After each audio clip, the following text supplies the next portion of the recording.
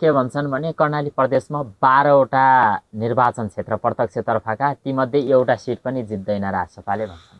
त्यो त यसो मुख्य कुरा के भने त्यो कस्ता खालकाले भन्छन् भनेपछि अब जुन पुराना दलका चाहिँ साथीहरू बस्छन् नि उनीहरूको गफ गर्छन् नि उनीहरू नयाँ मान्छेसित गफ गर्न चाहन्नन्। आफ्नै वर्गमा गफ गर्ने हुन्, आफ्नै अनुहार हेर्ने हुन्।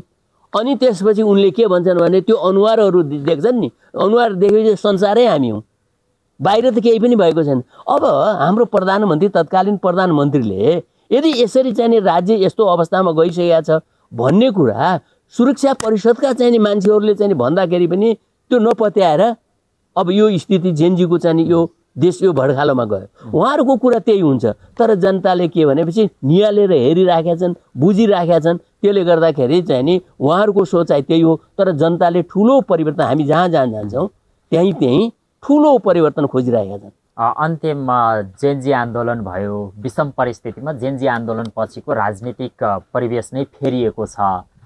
जेनजी आन्दोलन के कारणले भयो जस्तो लाग्छ र अबको राजनीतिक बाटो निकास चाहिँ के रहन्छ यहाँको विचारमा? अब हेर्नुहोस्, यसको वास्तविक जेनजी यति छिटो आउनुपर्ने अवस्था के हो भनेपछि हामीले फेरि फर्केर रवि लामी सानेतिर जानुपर्छ।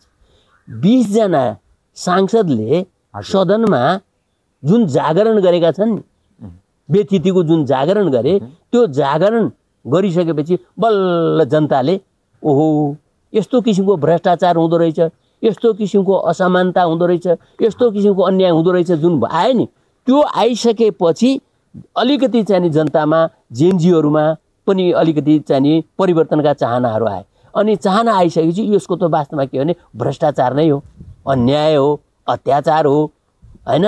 आफन्तपनलाई चाहिँ बढुवा दिने, अरूलाई चाहिँ अरूको अस्तित्वको स्वीकारै नगर्ने, यस्तो किसिमको जुन प्रवृत्ति हो, यसले गर्दाखेरि अब जेनजीहरूको मुभमेन्ट चाहिँ नि अब त्यसले जागरण गराइदियो। अबको राजनीतिक पाटो निकास चाहिँ के रहन्छ त देशको? अब हेर्नुहोस्, यो 2-3 किसिमले जान्छ जस्तो मलाई लागिरहेको छ। पहिलो कुरो त के छ भनेपछि जेनजीको चाहना के थियो भनेपछि अलिकति चाहिँ परिवर्तन ल्याउनुपर्छ, संविधानमा नै परिवर्तन ल्याउनुपर्छ। संविधानमा परिवर्तन नल्याउने हो भने देश बन्न सक्दैन। किनभने एमाले र काङ्ग्रेसले जोइन्ट सरकार किन बनाएको? संविधान परिवर्तनको लागि भनेर भने होइन हो। जोइन्ट परिवर्तन भन्दाखेरि के संविधानमा कहाँ ल्याए त, के ल्याए त, कसो ल्याए त? जनतालाई भन्ने एउटा, आफूले गर्ने अर्को। यो जुन द्वैत चरित्र छ नि, द्वैत चरित्र गर्दाखेरि के भयो त भन्दाखेरि यो परिस्थिति चाहिँ आएको हो। अब यसलाई चाहिँ नि हामीले चाहिँ नि बुझ्न जरुरी छ। त्यसो भए हुनाले अब उनीहरूको चाहिँ नि मा भन्ने हो भनेपछि होइन, यो त चाहिँ नि के हो भने सामान्य किसिमको अवस्था हो, सामान्य किसिमको अवस्था भए हुनाले यसमा चाहिँ नि केही पनि छैन भन्ने चाहिँ कुरा त आउँछ।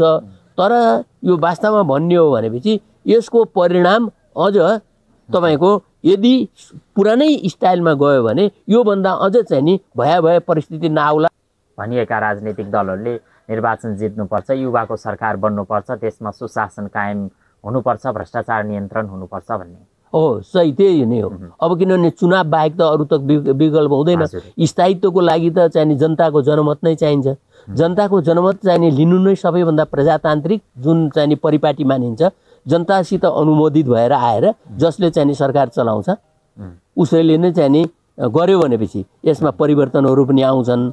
अब होइन हामीले नै खानुपर्छ, फेरि अदालतमा गएर मुद्दा दिएर अदालतमा स्थापित भइदियोस्, अझै हामी खान्छौँ, हामी चाहन्छौँ भनेर कुतर्क गर्नु त्यसको कुनै पनि अर्थ छैन। हस्, आदरणीय दर्शक महानुभावहरू, आजको हाम्रो कर्णाली संवाद कार्यक्रममा कर्णाली प्रदेशका राष्ट्रिय स्वतन्त्र पार्टीका संगठन विभागका प्रमुख खम्बराज थानी हुनुहुन्थ्यो। हाम्रो कर्णाली संवाद कार्यक्रममा आइदिनु भयो र आफ्नो महत्त्वपूर्ण समय र आफ्ना महत्त्वपूर्ण अनुभवहरू व्यक्त गरिदिनु भयो। यहाँलाई धेरै धेरै धन्यवाद। पुनः हजुरलाई धन्यवाद दिँदै म एउटा करेक्सन के गर्न खोज्छु भने म संगठन विभागको प्रमुख नभएर अब अहिले चाहिँ साधारण सदस्यको हिसाबमा छु र यसैमा चाहिँ अहिले म बस्यो।